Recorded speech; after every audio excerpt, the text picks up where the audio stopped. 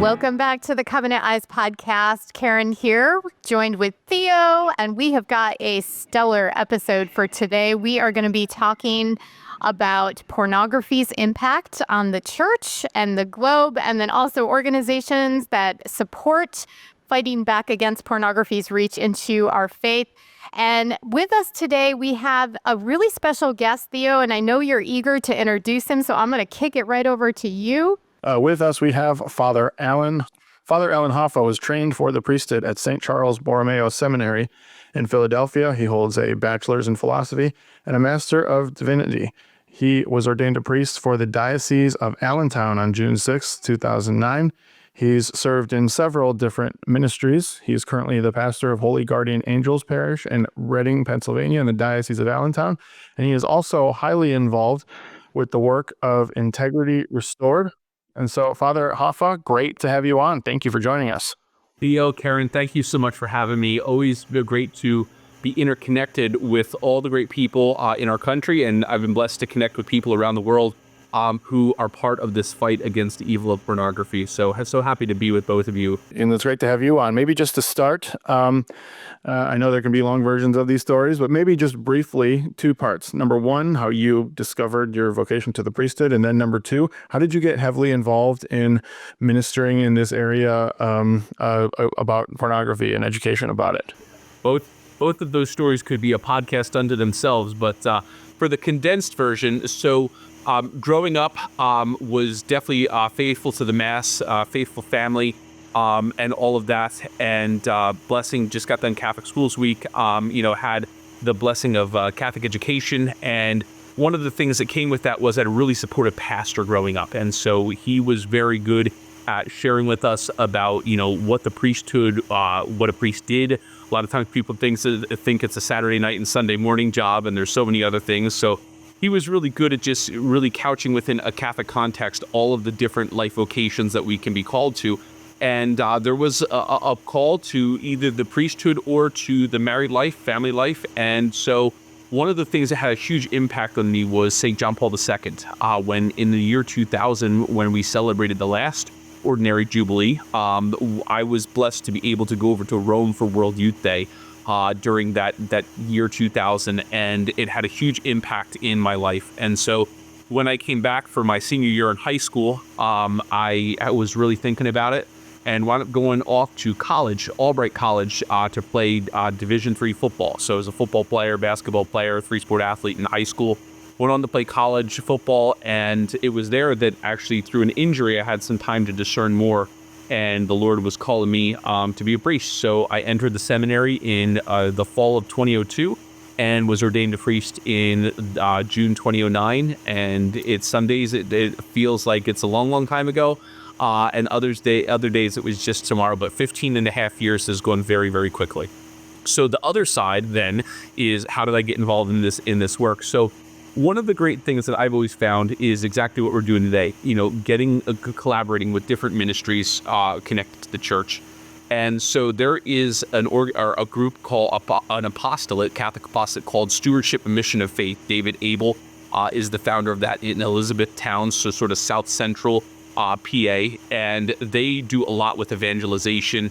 And they started to develop sort of sub-ministries within their group. And when I was in high school work as a high school chaplain and as a college campus minister, so college was Lehigh University in our diocese, and then also Allentown Central Catholic was the high school I was assigned to. I had the guys from Stewardship and Mission of Faith coming in to do evangelization with our students for First Friday devotions. And one of the gentlemen who now runs Live Vertical, which is their own apostolate on their own, Rob Longo, he was at that time doing the evangelization, and he said, "Hey, we're starting this ministry called Integrity Restored." And I said, "What's Integrity Restored?" He says, "Basically, we're gearing up to take on the porn problem head on." And I had, being in high school work for 7 years, had plenty of situations between sexting and all different other situations of porn being found on devices and different things.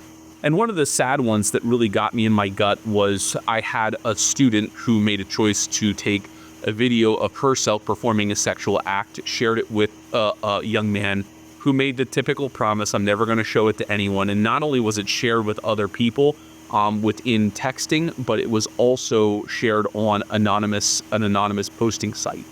And I think that was the one that really got me, because I dealt with those situations before. But now that like one of my kids as a spiritual father is now being objectified out there on the internet, it really hit me in the gut. And so when Rob came with this opportunity to get involved, it was the Holy Spirit at work.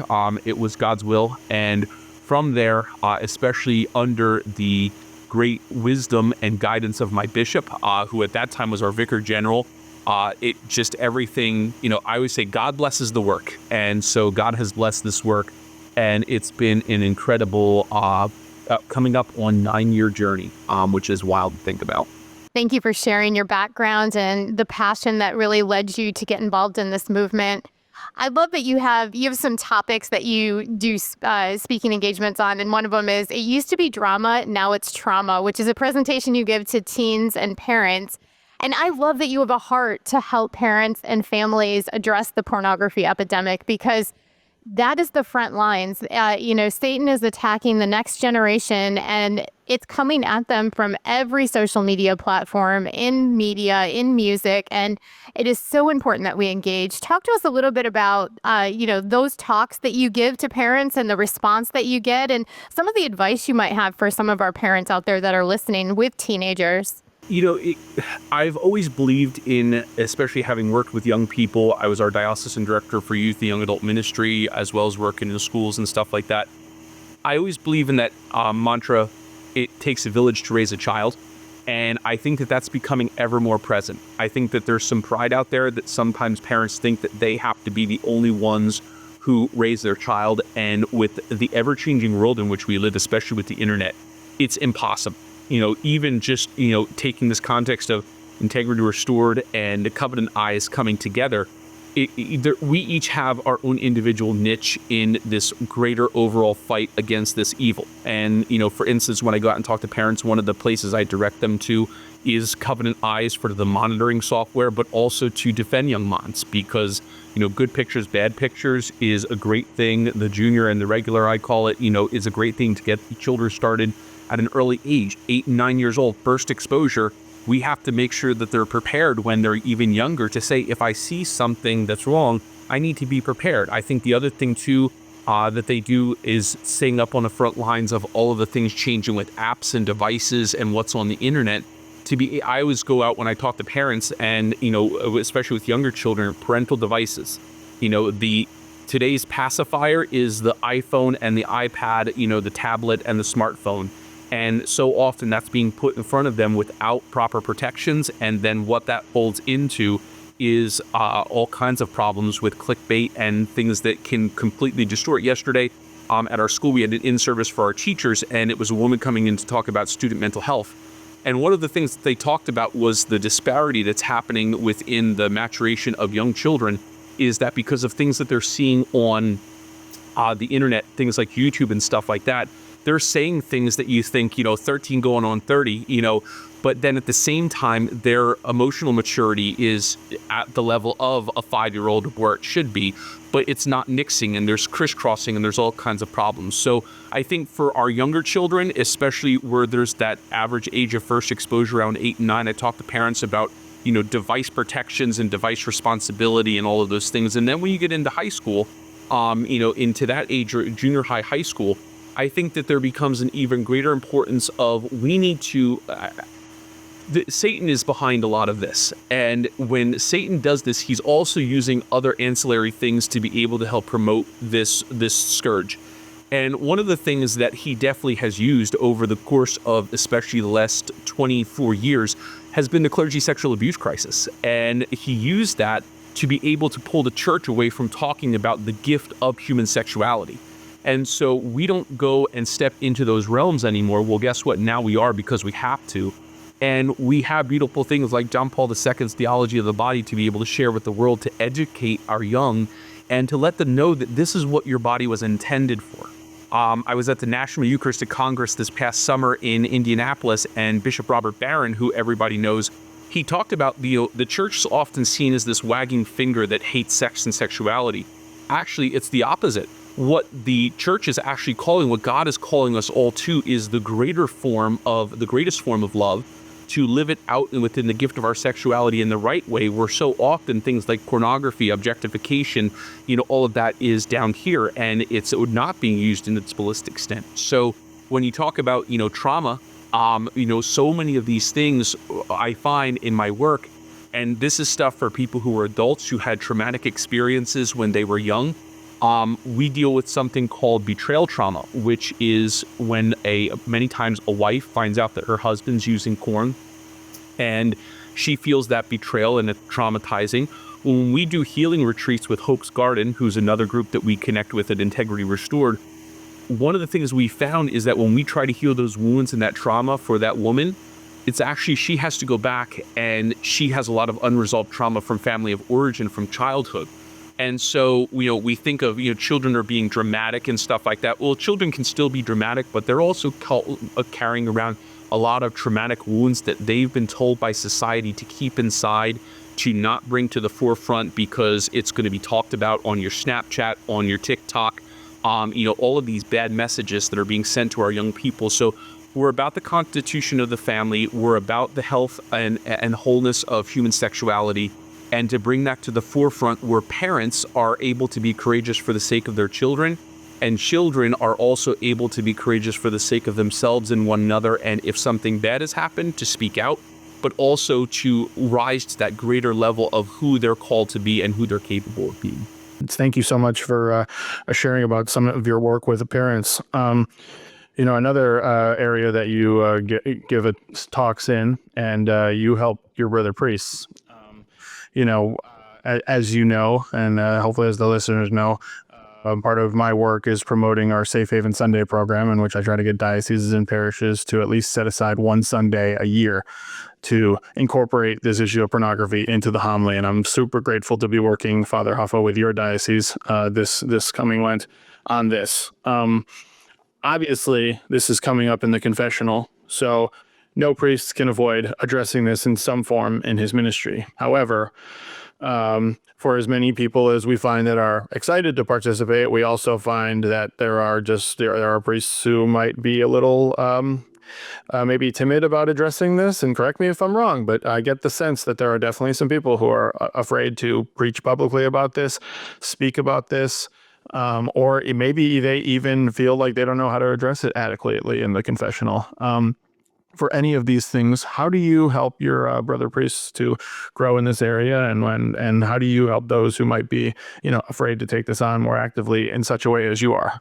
Yeah. So I would say it's basically two areas. One is a lack of confidence, and the other one is a lack of proper tools to be able to address this. So when it comes to confidence, it goes back to that thing I talked about where Satan's, trying to keep our priests, quiet about the realities of God's plan for human sexuality. And so, again, that has to be appropriate, and we have to be sensible and prudent, but also at the same time, it has to be talked about.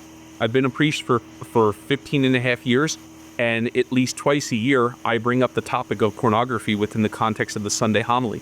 Never once has a parishioner come up to me and said, I can't believe that you talked about that. How could you talk about that subject? No one's ever said that. But again, prudence, temperance, making sure that it's couched in a proper way because you have a mixed crowd in there.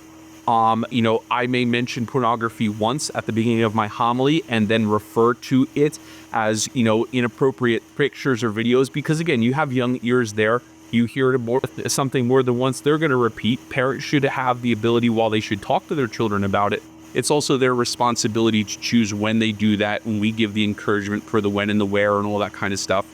But I think it's important for our priest to have the confidence that, yes, this needs to be addressed, and especially if you're a priest in confession, you hear this coming in all the time. If it's not the most confessed sin, it's probably in the top 3.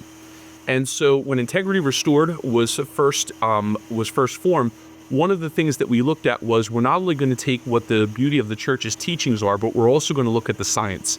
the neurobiology, the psychology, and we're going to bring that in and fuse everything together because one, they complement one another, and two, that is the full thing. Pornography, addiction, its use, this isn't something that can just be prayed away. And I know people oftentimes find that weird coming from a priest, but it's true. We can't just pray the problem away. That's a part of it. Prayer life, staying close to the Lord, understanding his plan, all of that is very, very important. But the other side of it is that you need to have the actual tools. And so when we were formed, what we wanted to do was we wanted to give priests the tools through a 3.5-day, 4-day intensive where they were trained on the neuroscience, on the psychology, on the realities of the spiritual life, how the sacraments can help, and all of these things.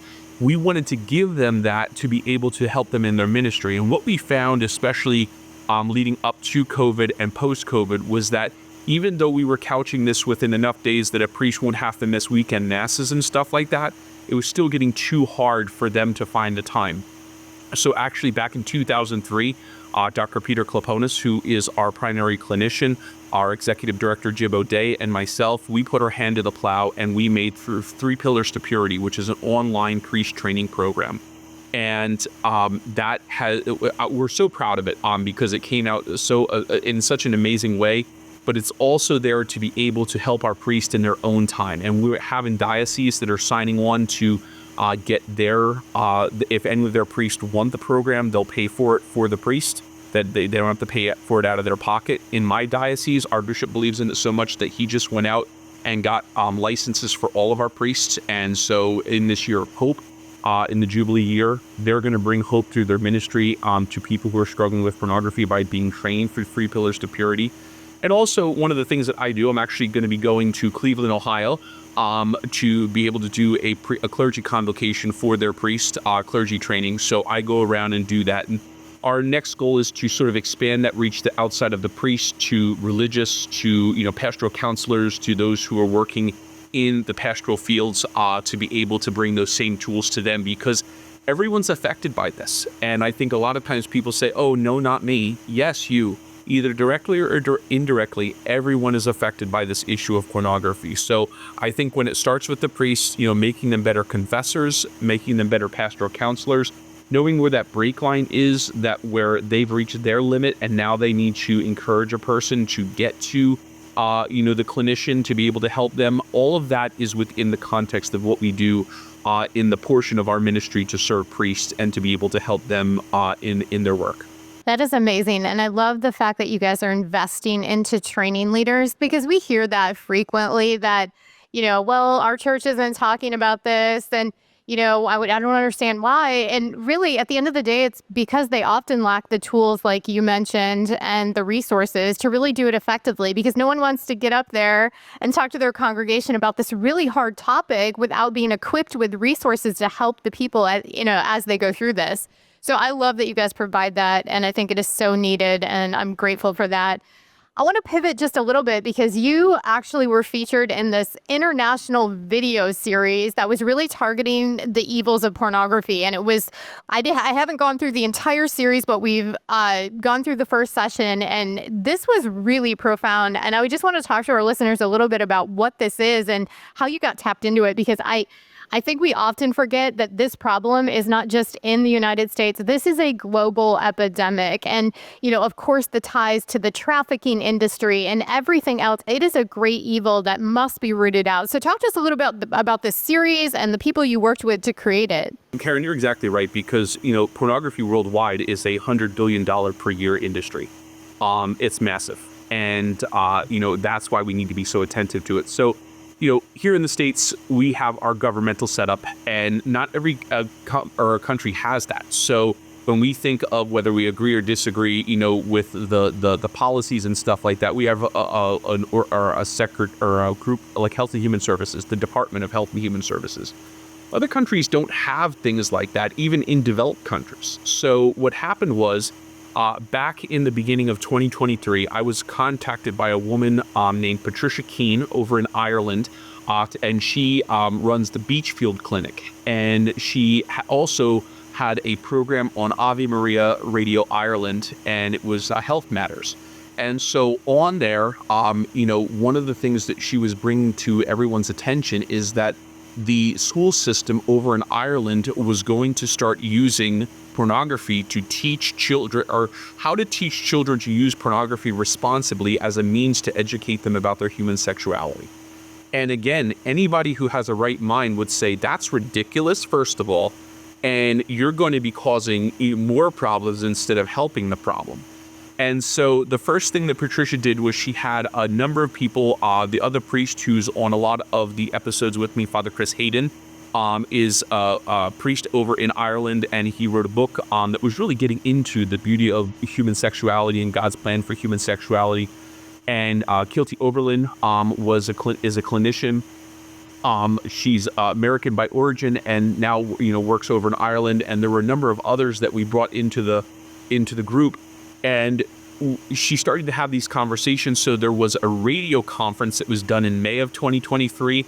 And the response came back so much that we need to do more about this, that I flew over in the beginning of November 2023. And we, through Shalom World, recorded this 12-part series called The Porn Disaster. And it was phenomenal. Like, you have those moments, where you say, how did I get here? And you're just in awe of God's goodness.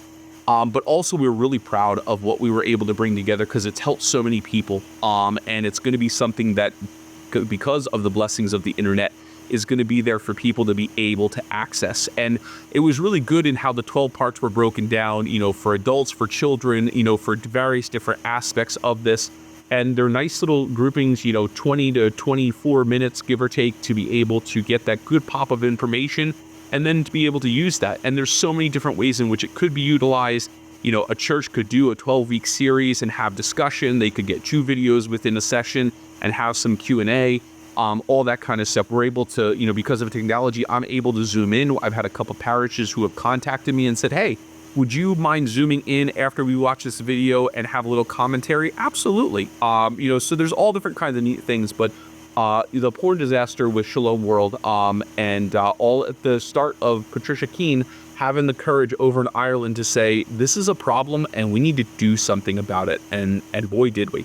I think that's amazing. And, in the video series, you guys talk about the reason that pornography is, kind of the new drug of choice for people. And you call it the 5 A's because it's accessible, it's accepted, it's aggressive, it's affordable, and it's anonymous. And that just spells disaster. So I would strongly encourage our listeners to check out this series. And I love the fact that there is a way that you can incorporate it into your churches. Like you said, you could bring it in, you could watch it as a group, have a discussion. You're willing to zoom in and have discussion. I mean, there's no excuse not to get this in front of people. And then in addition to Integrity Restored and Covenant Eyes, there are so many amazing programs and resources now and people willing to help make this easier to talk about in the church. So I just love it. I just want to add that World makes a lot of really good video content. So I'm glad that they took this on, and they're a good resource in a lot of different areas. They have a lot of great videos on their YouTube channel. And like hopefully we can include maybe a link to the first session video in the show notes to direct our listeners. Yes, Patricia's actually working on, because of her work at the Beachfield Clinic, she's doing a whole thing on suicide now, which also I know is a concern for, so many people, especially with youth and teen, young adult suicide. And so, they're really willing to go out there and hit the top topics and bring to light, both the truth of our faith and also the help that's available for those who are struggling. That is a really good news to hear that she's doing that. Yeah. Awesome. I do want to make sure we cover one other thing, because your diocese of Allentown is doing something so important. And I don't know, correct me if I'm wrong, but I haven't heard of it even going on in any other dioceses. It should be going on in all the dioceses, but you have this, the Lumen Christi Commission, and it deals with this issue of pornography almost or entirely exclusively. First of all, if anything I said was inaccurate, correct me, but tell us more how that came about and what it is the commission does. Yeah, so let me just take you through a little piece of the timeline. So back in spring of 2016, I get this offer to get involved with Integrity Restored. And, it sort of just sat there. And then the people from Stewardship and Mission of Faith were at our clergy convocation that following October. And what happened was the guy came up to me, Rob, and he said, who do we need to talk to? And I said, let's talk to our Vicar General, Monsignor Alfred Schlert. And so we had a great talk, and we set up a conference call for February of 2017. Well, what happened in the meantime was in December of 2016, our bishop at that time, Bishop John Barris, who is now the Bishop of Rockville Center, got his appointment to Rockville Center. So that happened the beginning of December. And then at the end of January, he was installed. We came back. The College of Consultors elected Monsignor Schlert as our diocesan administrator. And then the next day is when we have this conference call with Jim O'Day at Integrity Restored. And he says, let's get our priests trained, because that was one of the big pieces, was the clergy intensive. So we were going to try and do something in April. We didn't get it done until October, which was fine. Got to take the time. We get our priests trained in October of 2017. We come back, and then at that point, Bishop Schlert says, what do we need to do? He was made bishop in July. He says, what do we need to do with this? And the response came back from all of the priests. There were, I think, 11 of us on the first clergy intensive. We said, we need to train more priests, but we also need to make sure that we're using this across the diocese. And after the bishop and I spoke over the course of the next year, we developed that there needs to be a commission. And we listened to the people. We said, we're going to do this thing. We're going to bring people together. And, the faithful said, do it right and make sure it's comprehensive. And so we brought people in from our safe environment. We brought people in from our evangelization office. We brought priests, deacons, religious. We brought people from education, religious education. Every facet of our diocese is covered within this commission. We brought in clinicians. Everybody's there. And so we put our hand to the plow starting in the fall of 2018 and have been working ever since to do intentional programming in our diocese regarding the issue of pornography. And so that's our sole purpose. So like, for instance, we were the ones who brought to the bishop's attention about Safe Haven Sunday through Covenant Eyes, and we're going to be doing year one this coming beginning of Lent, as Theo had said. But then after that, we also in this year of hope in the fall look to do a series on Fight the New Drugs documentary, Brain Heart World. So we're going to be doing that. And then little things like get down into parishes and schools. I'm going to be going to a number of our Catholic high schools to speak this spring. We help parishes to be able to have resources when it comes to this issue. We have a website set up. It's at www.adlumenchristi.org. And there's a lot of resources for people to be able to go to there. We've done a lot with saint intercession. We have our 16 saints that we direct people to be able to use as intercessors for this challenge. I'm very hopeful and happy about the canonization of now blessed, soon to be Saint Carlo Acutis. We call him the intercessor against internet pornography. But there's so many other great saints out there to help in this battle. So that's sort of basically been our timeline. But yes, our bishop believes in this so much in our diocese that he devoted. We only have 4 commissions in our diocese, and the Lumen Christi Commission is one of them. And so he believes in it so much because as a bishop, as a priest, he knows the harm that's coming to our people. He knows how many problems could have been prevented if pornography was more controlled and or eradicated from society. We do so much in our world, and that's one of the big things I talk about when I go out to groups is making the connections. We live in a world and people have different political ideologies, but I think one of the things that people sort of have come to an agreement on is one of the issues with our borders that's happening is human trafficking, sex trafficking. And one of the people say, when I talk to the high school students, they're up on the big topics. They like to get loud about things. They said, who here wants to stop human trafficking? And they all raise their hands. And, who wants to do something about it? And they all raise their hands. And I said, who wants to shut down the porn industry? And they'd all clam up. And I said, well, guess what? 2/3 of the human trafficking, sex trafficking demand is because of the porn industry. So you shut down the demand, and guess what? There's no need for the supply. Because, all of these people aren't being, sold into some type of sexual slavery to individual persons. They're being sold into the porn industry. And so making those connections is really, really important. And, we think about all of the destruction that's happening to marriages. We talk about divorce rates and stuff like that. Who wants marriages to stay together? I do. Who wants them to be focused on the right things? I do. Who wants to stop the porn industry? Clam up. Well, guess what? If we stop the porn industry, we're going to stop a big portion of the lie that is being sold to these couples that, it's all about the physical when it comes to marriage. And, you need porn to be able to help you in your marriage, or, that there's this the sexual over-sexualized culture in which we live in just perpetuates that. And the list goes on and on and on. It's so destructive what this stuff does. And the great thing is, all of our organizations coming together and being vocal, this is what's going to continue to work. And let's face it, as you said, Theo, there are some dioceses, some bishops, some priests who don't want to touch this with the 10-foot pole.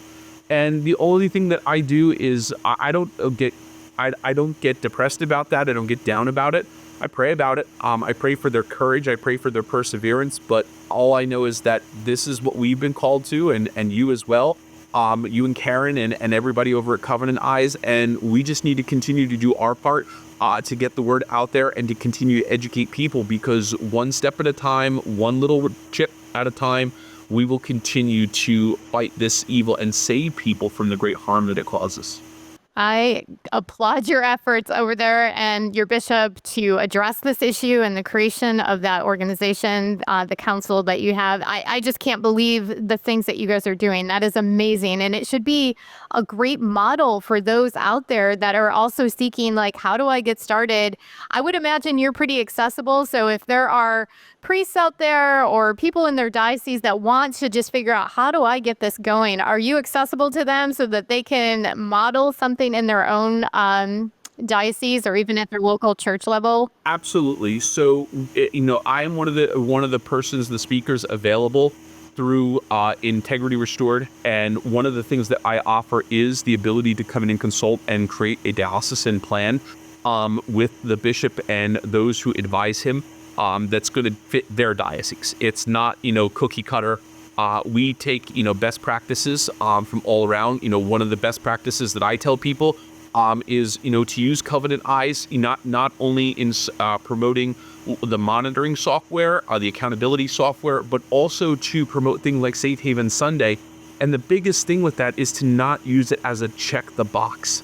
I think that there are a lot of people who say, oh yeah, we did Safe Haven Sunday. Well, for how many years? Well, just one. Well, it is a 4-year program that's supposed to be cyclical. It builds on itself. No, I didn't know that. But we did enough. We did Safe Haven Sunday. And that's why we don't need to talk to Integrity Restored, or that's why we don't need to promote Defend Young Minds, or we don't need Fight the New Drug, or we don't need this, that, or the other thing. And again, it's not being comprehensive. I think that's the big thing, is when you are comprehensive about this issue, then it really has a fighting chance. And so I think, we need to just continue to be vocal about sharing the tools that are out there, the weapons for the war, and we want souls to get to heaven. And I think that, in 2024, in the 21st century, this is one of the growing things. And, the good thing is that the more and more we go with the psychiatric and mental health community, we're gaining more and more studies. But I always liken it to, how people lament that things like the Surgeon General warning only came out how many years after people got lung cancer and died from cigarettes. Well, here's the thing. Are we going to continue to wait for, many, many years from now for the longitudinal study to show the damage that pornography does to the brain? They're putting out brain scans now, and it's ugly. It's ugly what happens to the brain because of heavy porn addiction. And so do we want we want to wait and lose a ton of people, or do we want to be proactive with what is already being shown, like you said, Karen, about the 5 A's and why this is the drug of choice and all of the destructive things that are happening out there in the world because of it? You think of the next weight, you think of the subscriptions to things like OnlyFans that's growing. That's all. It has a purpose, and it's not good. You think of all of the things that are happening with AI. AI is going to be the next big challenge that we have, and I'm sure you guys are facing it over there with how, the monitoring and accountability software can pick up the AI pieces, because that's going to be it. One of the things that, from our Catholic tradition that we talk about is, sins that are against the gift of human sexuality. And when it comes to pornography, a lot of times things like masturbation are connected with that. And all of this stuff turns us inward. As human beings, we're meant for relationship. We're meant for the exchange of love. You can't do that if you're focused in on yourself. And you hear about these people, they never leave their home. They, some of it was caused by the pandemic. Some of it was just because of other things that happened, that they don't leave their home. Why? Because everything can be bought to them. Someone can go and buy their groceries. They can have all of their clothing shipped in. They can have their food shipped in. They can get everything door-dashed.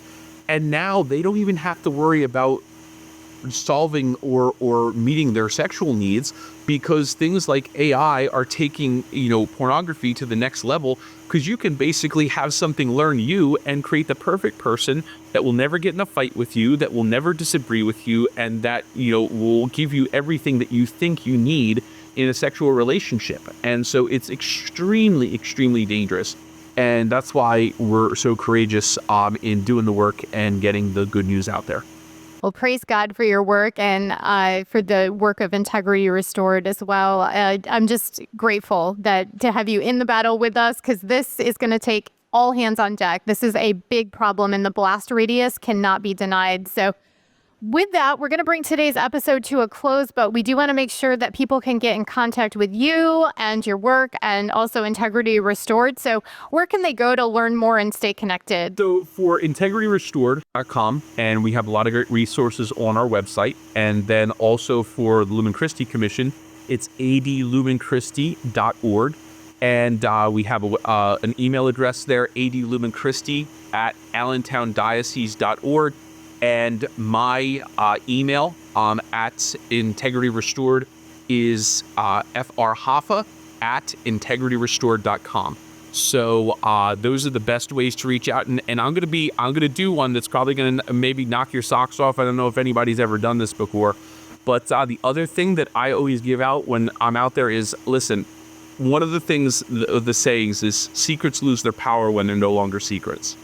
And one of the biggest things that people are out there doing is they're living under the weight of shame, because pornography is their secret. Shame is never of the Lord. Shame is a tool of the evil one. So my cell phone that is confidential, that gets directly to me, is 610-207-3441. I can tell you this much. I've been a priest again for 15 and a half years. There are thousands of people who have my cell phone number. Never once has it been misused. However, it has been used for the right reasons on so many occasions. So I am happy to give out that number and for people to use it who are in need. Maybe you're a person who needs it for yourself. Maybe you're a person who needs to talk because someone that you love or care about is struggling with a problem with pornography and you need some guidance. I believe in that. My life is for the church. It's laid down for the life of the people of God, and I'm happy to serve in any way I can. So I don't think that you can say there's no way for me to get in touch with this guy.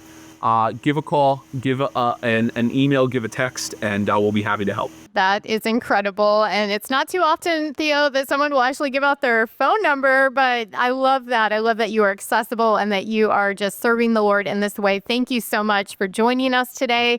And to all of our listeners, thanks so much for tuning in to this episode. Be sure to like it, subscribe to our channel, and share the word. Let's get the message out about what your church can do to help fight back against pornography. Until next time, God bless. Take care. We'll see you again soon.